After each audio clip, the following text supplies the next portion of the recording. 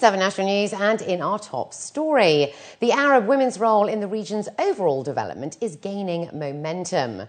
More than just having a visible presence in the workforce, the importance of having women in leadership positions is witnessing more support. His Highness Sheikh Mohammed bin Rashid Al Maktoum, the Vice President and Prime Minister of the UAE and ruler of Dubai, graced the opening of the 3rd Arab Women Leadership Forum. He was joined by His Highness Sheikh Hamdan bin Mohammed bin Rashid Al Maktoum, the Crown Prince of Dubai and Chairman of the Dubai Executive Council. Among the inspiring personalities to address the crowd of Arab women was Her Highness Princess Amira Al Tawil, the Vice Chairperson of the Al Walid bin Talal Foundation, member of the Board of Trustees of Silatec, and wife of Prince Al Walid bin Talal, the Chairman of the Kingdom Holding Company of Saudi Arabia. In her keynote speech, she emphasised the need for women to support one another, celebrate each other's accomplishments, and recognise the important role they can play in the development of the region and their respective countries. She also highlighted the importance of leadership, such as in Dubai and the UAE, in supporting women's empowerment. His Excellency Tai Shin Kwon, the Vice Chairman of the Presidential Council on National Competitiveness of South Korea, reiterated the same in his speech and elaborated on the impact women will have on globalization and a move towards a knowledge-based economy.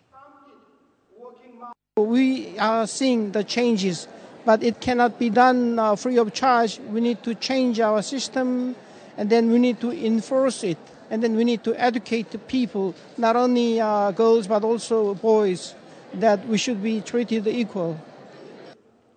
Sarah Akbar, the Chief Executive Officer of Kuwait Energy, is just one of the many inspirational figures that women will hear from in the two-day event.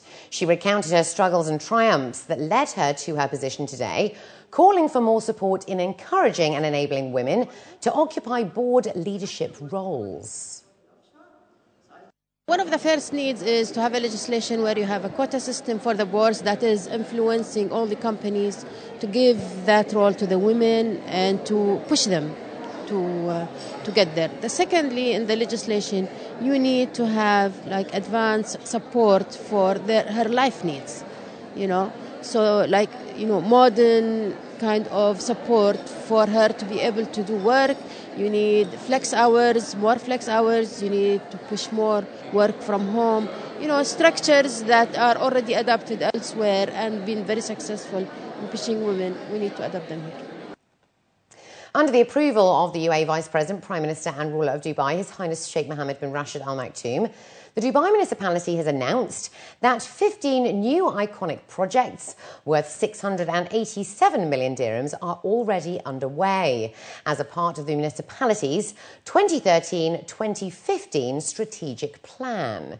The Director General of Dubai Municipality, Engineer Hussein Nasser Luta, has pointed out that the 2013 budget of approximately 3 billion dirhams enables the municipality to fully implement new projects.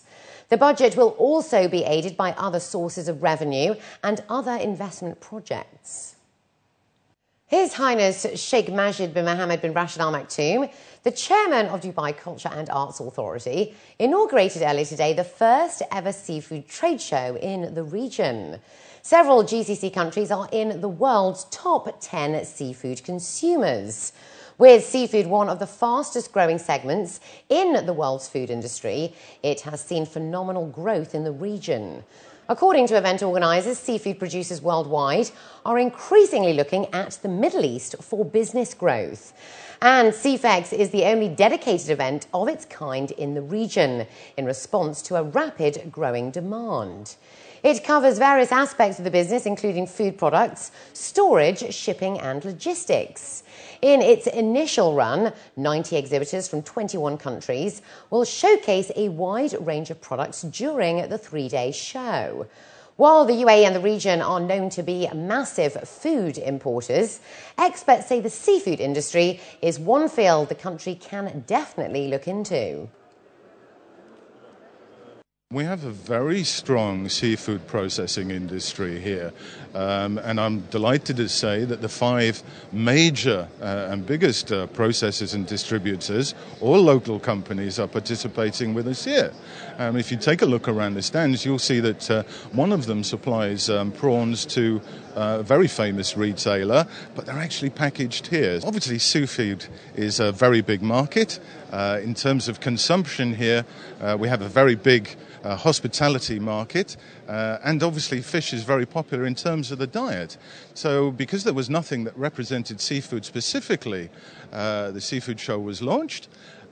Demand has been fantastic. As you can see, it's very, very busy here today. The United Nations Food and Agriculture Organization says the multi-billion-dollar industry has a current yearly global output of 145 million metric tons of seafood. 2 other co-located events are running alongside CFEX to optimise the experience for visitors, buyers and sellers. We have the Specialty Fine Food Festival. Here we have an opportunity for people to bring in and show their gourmet products. Again, that aligns very well with the 5-star hospitality market that we enjoy here in the Middle East. And we also have the Sweets and Snacks exhibition, which is a joint venture with the organisers of ISM in Cologne. That is a fantastic show, and we have over 200 exhibitors participating in that event, so it definitely has some scale.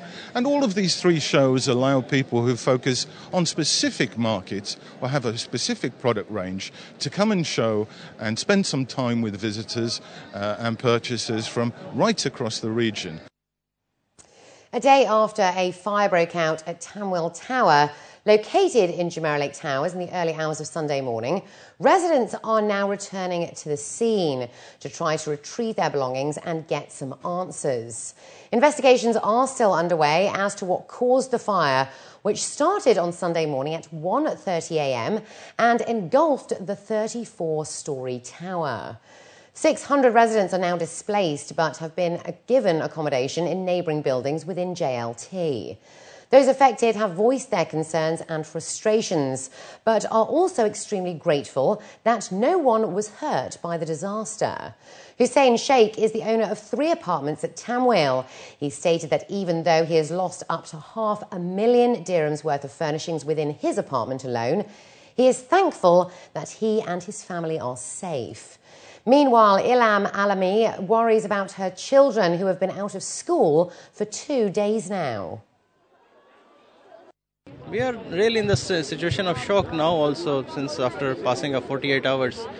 We have been thankful to whatever authorities has arranged at least rooms for us and breakfast for us, and I don't know what exactly we should expect also, because it's the first time in our life that we are facing the shock. Our families are in shock, our children are in shock. Even children are better than us because they have been taught in the schools how to manage these things, how to manage this. My son was saying, Papa, please, our lives is saved. Thank you. Thanks God. So that is my younger daughter was saying that please don't look into the flames. Come back. We want you. Our children were giving us the list. Papa, take my laptop. Bring my Barbie doll.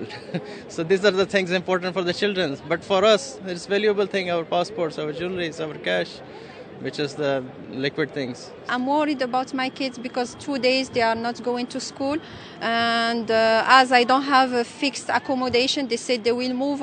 We will move to another place. We don't know, it's by day, so I don't know.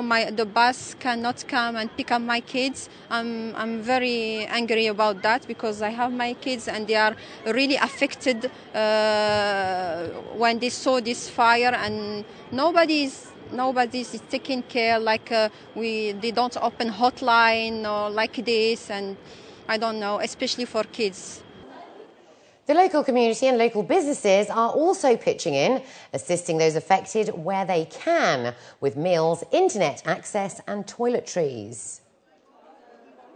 I'm sure when we are in danger, in need of help, I'm sure people are there to, help us out. So it's just basic humanness that you want to show that people are there. You're not alone when, there's an emergency or when you're in trouble. We are always with you. I think that As residents here, we will try to help as many people as we can, like getting clothes and contact as many other associations that we are linked with. Like I'm linked with the Singapore Women's Group, so I've already contacted them and asked them to help out and see what they can come up with.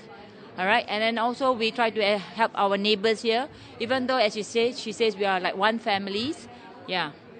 And the wait is over as the Emirates Airline Festival of Literature revealed their stellar author and events lineup today.